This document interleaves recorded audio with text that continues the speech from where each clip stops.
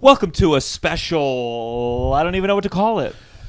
We've been recording some episodes. They've been a little bit in advance. We're trying to figure out a way that we can record and then release the very same day. And once in a while, something happens and you go, I really want to just talk about this. Yeah. Especially with Russell. And remind me, were you at the Trump rally? No, I couldn't get You couldn't get tickets. I couldn't get tickets. Obviously, there's been a lot of general talk about Tony Hinchcliffe performing at this rally. I think what's so infuriating is kind of a degree of I feel like there was a long conversation about, as society became more aware, or we were trying to make changes of comedy that's, what is comedy that's are words harmful? And suddenly some comedians were words are the same thing as violence, and certain comedians were condemned maybe for an old joke, maybe in a way that looking back you go, it seemed like we were all a little bit high on our own fumes. Yeah. But at the same time, there was always a conversation of well, is it harmful? Is that thing a joke, or is it just hate speech? And you seem to have fans that are idiots who you're just encouraging what they believe in, and what's the line? Yeah. Blah blah blah. Yeah. It's hard to argue. Oh, sorry, I didn't mean to cut you off. Please. It's hard to argue that it's just a joke when you're appearing at a politician's rally where the whole thing is then that person will be informing policy, which affects different groups of people in different ways. Well, that's the betrayal where it felt like, listen, I was probably a little bit more, well, guys, we, in the past we should stop saying that. But listen, if you're a fan of comedy, comedians for the most part are always going to be leaning more towards, but you got to be able to talk about things sometimes. That doesn't mean that we all agree with everything. Yeah. But I'm saying if you get comedians privately around a table, they go, there should be space for jokes. And some people do get overly sensitive. And are we supposed to just, you're going to sand off everything?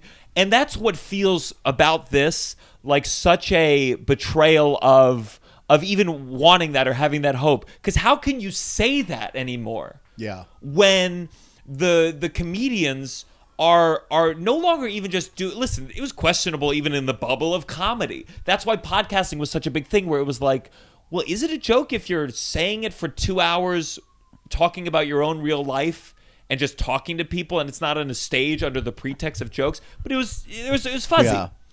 And then suddenly you're literally propping up as close as you could possibly be to the people that enact physical changes in laws in this world. And let me be clear. You're appearing at a rally. At a propaganda thing. Yeah. And let me be clear. This is obviously tinged by personal beliefs. Yeah. And listen, fuck the Democratic Party. Fuck the Democratic Party, and fuck all these institutions are worthy of criticism.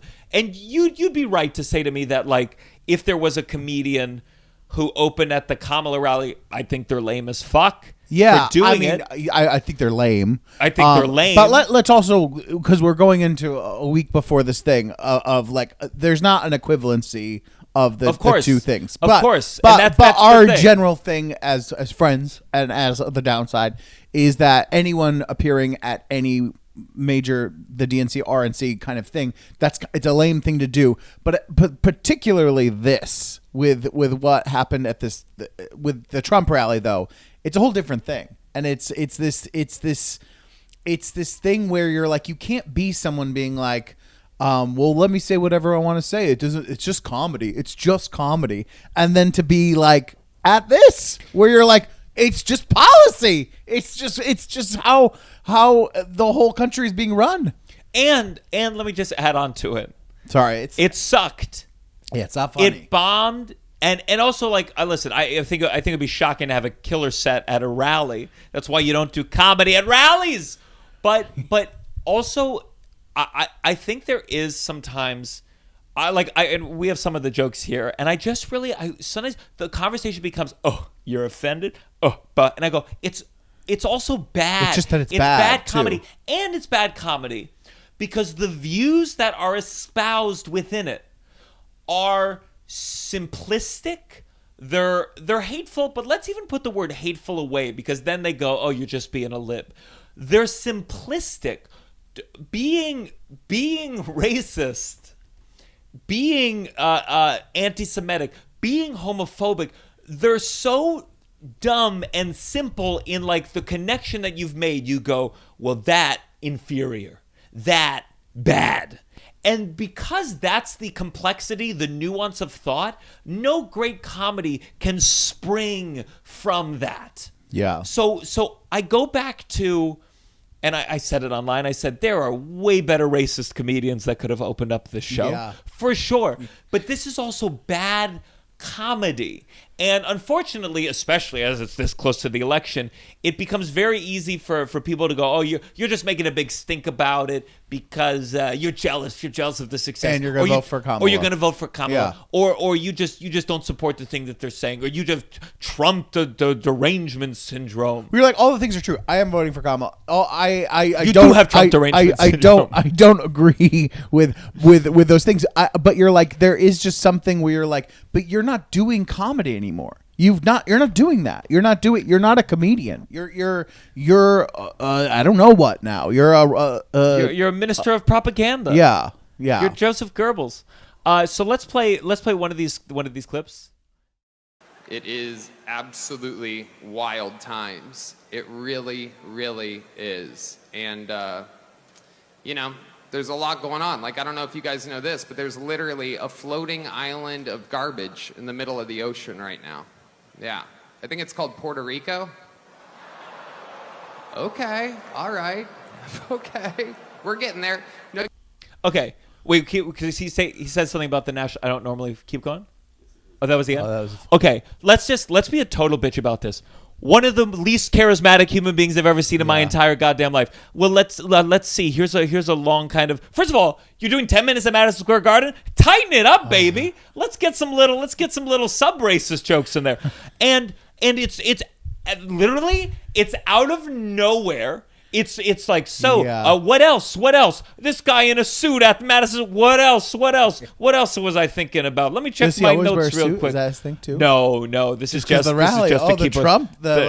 You wanted to be dressed up. That's the other thing. You're like. There's something so sad about being like, well, they asked you to be a comedian on it. Go be a comedian on it. Wear what you'd normally wear as a comedian. Sure. You put on a suit. Like, it's so pathetic. You know what I mean? It's just so like.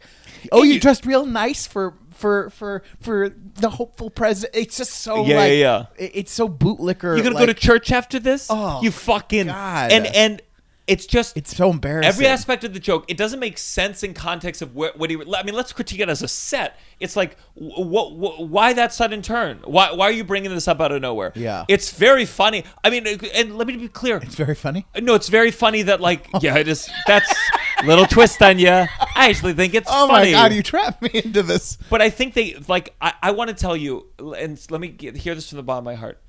Offensive jokes, for the most part, I don't give a shit.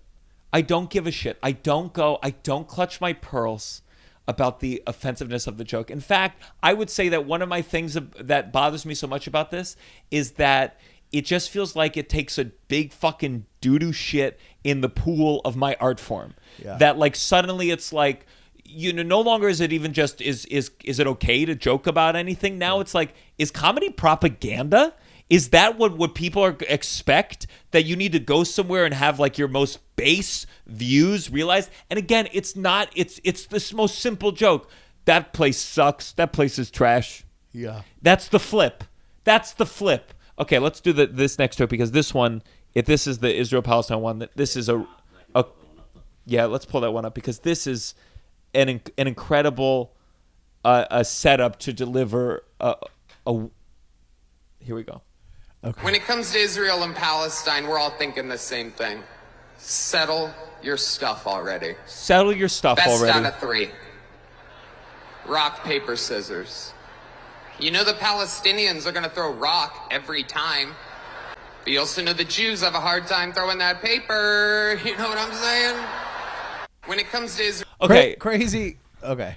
What were you going to say? I can see the writer's room. Crazy to use the word settle and then not have any sort of connection to it. This is someone with absolutely no opinion on Israel-Palestine. not even the slightest even whiff of a thing. Yeah. And I can see the writer's room of like, well, we gotta talk about Israel-Palestine. Yeah. That, that's a spicy topic. Who is in this writer's room? Okay, I mean, God, who you can't tell because they're all wearing fucking masks, and they're sitting there. Okay, so they fight. You just want it to be done. Like, okay, rock. They throw rock. Okay, so we'll say rock, paper, scissors.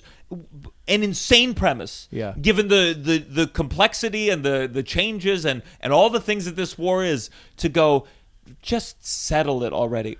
What doesn't mean anything. Just doesn't mean anything. It's just so you can go, I'm going to get to this rock joke and paper. And I know where it started. By the way, I can pinpoint where the joke started. Let's make a joke about Jews. Okay, Jews are cheap. Fighting, rock, paper, scissors, paper.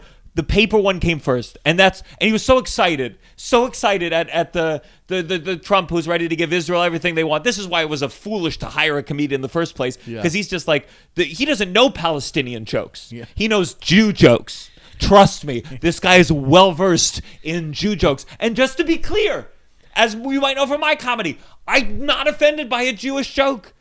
Paper, and to hold it paper like a little like kind of like, that's like when an old guy goes, what up my dogs, paper, this old fuck, and so the whole thing, it doesn't make sense. You didn't say anything about the war. You didn't say throwing rocks feels like honestly like a dated kind of Palestinian joke from a long time ago that they're throwing rocks. Yeah. And then like the joke about Jews being cheap, which, by the way, in terms of the war, a lot of money is getting spent, a lot of American money, a lot of Jews who have no problem with the money going to war. So it doesn't fit. It's bad comedy. Can we go to the last? I know there's one Jess on a clip, but the other Tony clip, I forget which one this is. This might be the P. Diddy one, which someone wrote me on Instagram. Are you just mad because it's true? I welcome migrants to the United States of America with open arms. And by open arms, I mean like this. Waving his arms. It's wild. And these Latinos, they love making babies too. Just know that. They do. There's no pulling out. They don't do that. They come inside, just like they did to our country. Man, oh man. Republicans are the party with a good sense of humor. That's fun stuff. That's fun stuff. Hey, guys, remember we're the guys that like these jokes. It's like being trapped. It's like being trapped on a bachelor party where you don't know anyone, and you're the one that came from somewhere, and you're like, oh no, this is who this person that I'm friends with is friends with. That is the feeling of watching this set. It's like you're like 2 beers in, and you're just trapped with, and you've realized the mistake that's been made. Agreeing to come for this weekend with this group of people, and you're trapped, and you're talking to a guy like that, and you're like, and it's like he knows that you're a performer of some kind, and he's like, I got jokes too. And then it's that is what the jokes are. Yeah. And you're like, holy shit, you've never had one original fucking thought in your head.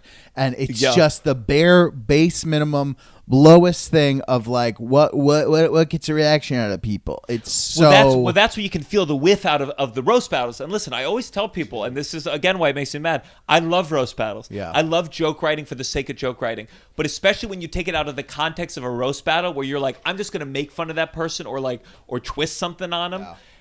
In a rally, it's like, and this is why there's some great roast comedians who can't do stand-up for shit. It's like, but what's your point of view? In a roast battle, you're just like, I'm going to fucking insult this motherfucker. Outside of it, it's like, well, what is your point of, what do you think? And you can tell the way he says that like, I don't think he even has an opinion on Latinos. Yeah. I'd rather get like someone up there who's an authentic. Maybe they got some real passion in their voice. But dear Christ Almighty, I don't know if that man feels a goddamn thing. not a in the goddamn world. thing other than like, wow, more people listening to me right this Wow. moment. Yeah. Wow. Can you let's look up the P. Diddy one real quick though? I know we have this. Jesselnick though, because he had someone wrote me, and this is what happens, and it's I understand you can only engage so much, but people will write, they go, oh, you mad about the P. Diddy because it's true? Yeah, sure, it's true. You think I'm standing here like, no, Hollywood is not full of fucking sex freaks and pedophiles and sexual assaulters, but also so is the fucking every political party, including Trump, who there's pictures of him with Jeffrey Epstein. There's pictures of him, and they hung out, and they met each other's. He met his Trump's kids, and he met his kids, if you know what I mean. Yeah. There is this crazy thing where I'm like, yeah, I don't care about Hollywood. I don't care about Taylor Swift. Yeah. The P. Diddy one. So many great athletes.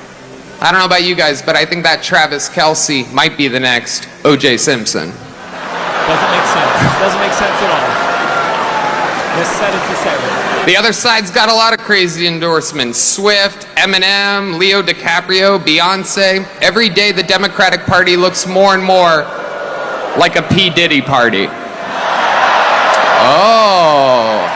Oh, okay. It really is. We don't have time to get in the whole tangent of this, the insane way that like both parties, both sides are filled. Again, if you were like, I'm going to take down everyone at P. Diddy, and you're going to take down Hollywood, great. I'm the first one to be like, take them down. Great. I don't care. You're telling me that all these comedian podcasters who make Epstein jokes, I make Epstein jokes, and you were sitting across the guy who's been in multiple pictures at different times of his life with Epstein, and you didn't even mention it? Yeah. You didn't mention it? And that's all you seem to fucking talk about? You're fucking insane. You're insane. And they don't even go to explain, especially like the supporters who would probably cheer at the joke. They don't even seem to explain why. Why was Trump hanging out with them? They don't even go like, well, they were friends. They had good conversation. They just, as if it wasn't there. It would be funny if they put out a press release. Why was Trump? And you're like, they were friends. They had really good conversations about arts and culture and growing up in New York. And some people went to Epstein's Island for the cornhole. You know, they had a really good cornhole food tournaments that he put on. And let's play. So this last clip to close this out. So Jeselnik, as we all know, love. Always been a big fan, and I just think this. For those of you who aren't like comedy aficionados, I think now it's like like one almost of the reasons Jeselnik always gets brought up sometimes in these conversations is he was the Prince of Darkness. Like there was a whole branding of his jokes are really dark or they're fucked up, and he got in trouble for them now and then, and like I would say less along the realms of insulting Puerto Rico in its entirety, but more like if there was a tragedy, like he would make a joke about that tragedy. And I think a lot of comedians were inspired by that and thought that they took the wrong lesson of like I'm just going to go along this path as opposed to viewing him as like an incredible artist who's built an individual thing. But also they thought like they maybe they didn't have the joke writing talent, or in today's world we need to make content so much you don't have time to fine tune. But they just said, oh, offensive is funny. People being mad is funny. And I think this really encapsulates, and this is Jeselnik, so play this clip, yeah. And all these comics now, it's like almost the point is to get in trouble. It's like, why are you giving me shit? I'm a comic. I'm allowed to say whatever I want. That's wrong, as far as I'm concerned. Art. Oh wait, say it again, so I don't miss it. People think like, oh, as a comic, your job is to get in trouble, and so, but they don't want to get yelled at. It's like it's okay to make people mad, but they don't want any pushback, and I think that's wrong. As a comedian, you want to make people laugh. This is a quote attributed to Andy Warhol that I love. It's just art is getting away with it. If you put out a special and everyone's pissed, like you didn't get away with it. You need to make everyone laugh that they're like, yeah, you talked about some fucked up stuff, but we're all happy. That's art. Otherwise, you're just a troll. Yeah. And I'm sure Theo Von was just looking down thinking about when he could book Trump. during this otherwise incredible exchange. But it's oh, Trump just said yes. Good. And I just listen. Every facet of society is breaking, and I think because of social media and the internet, we feel it. Mm-hmm. But as people who love comedy, I think like they're just this feels just like the head of a thing that has been building and building and building, and it happens so fast. First, Tucker Carlson is on Kill Tony, and you go like, what is this? Why is Alex Jones, who you can believe the government is fucked up, and you can believe a lot of it should be torn down, and everyone's lying to you, but this is a guy. It's a total tangent, but this is a guy who the conspiracy theories about Sandy Hook meant that parents whose children were shot in their school were harassed by people claiming they were faking their child's death. And then why are you having this guy on the comedy show? It's just because it pisses off people. It's going to get views, or maybe you enjoy talking to this person. But if you have no taste, if you have no opinion, if you have no moral take, even if it's different from what society might deem the exact thing, it's not interesting. It's just like going to a dinner party and shitting in the middle of the table. Yeah, maybe someone is going to find that funny who hated everyone at the dinner party, but you didn't do anything. You just made shit. Yeah. And in this case, it's worse than that, because listen, and again, I'll reiterate, it is fucking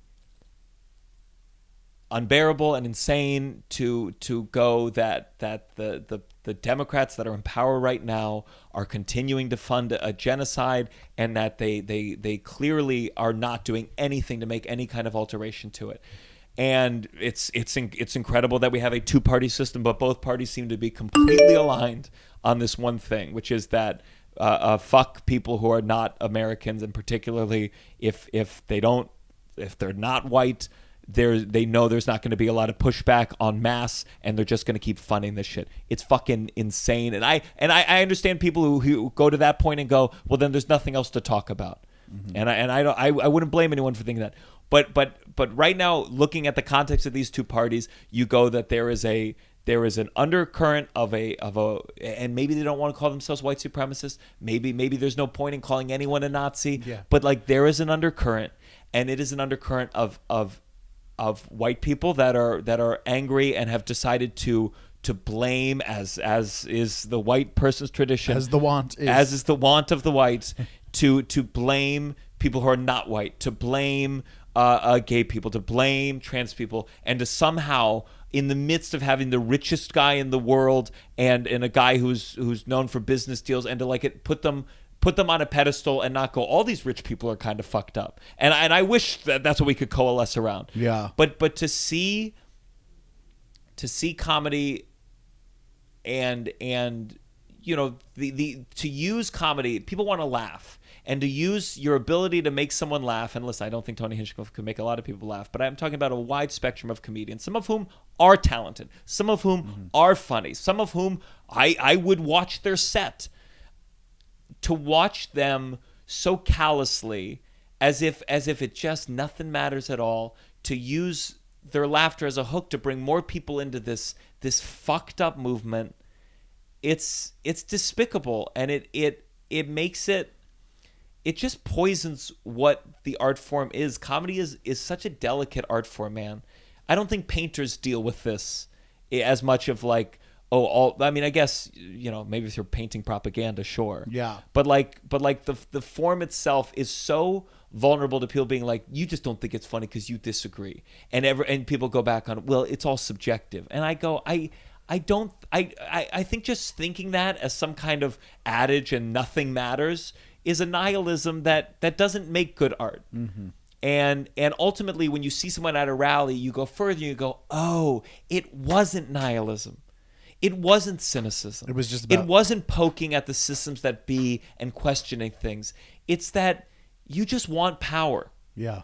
And you're a white guy, and I'm sure in this party there's some people who are not white, but you know the general thrust of what this shit is. Stop fucking around. Yeah. Stop fucking around. You know what it is. You know what's around you. You know what the fan base responds to. And when you go and do this rally, first of all, I think you're a piece of shit. Number one, for your views. And then number two, I go, you're not a comedian. You're a politician. Go be a fucking politician. And get the fuck out of comedy clubs. And you suck. You suck, dude. You fucking suck. I don't know what else to say. You're an embarrassment. Caleb put it really well, just in terms of like when you lack talent, which, by the way, it hurts. I have certain things that I wanted in my life that I lack the talent to have. Yeah. And let me tell you, if there was a way that because I lack the talent to be a singer, that like if I was more racist, I could have a Broadway career, I might be at the Trump rally too, singing the national anthem. I don't know. But that's not to be admired. No. Any closing thoughts? No, I mean, I think you summed it up well. It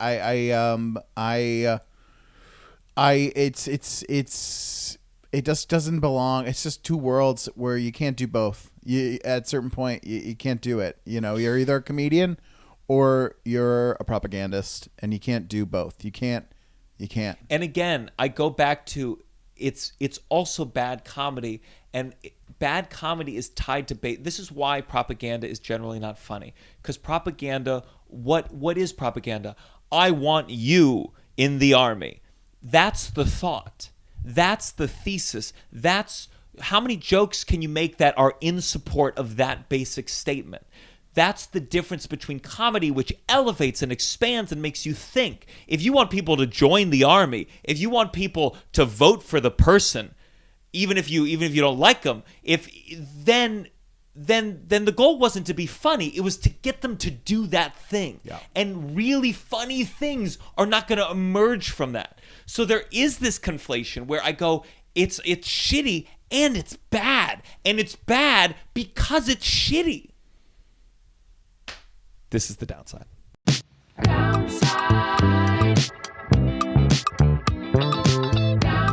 You're listening to The Downside. The Downside. With Gianmarco Soresi.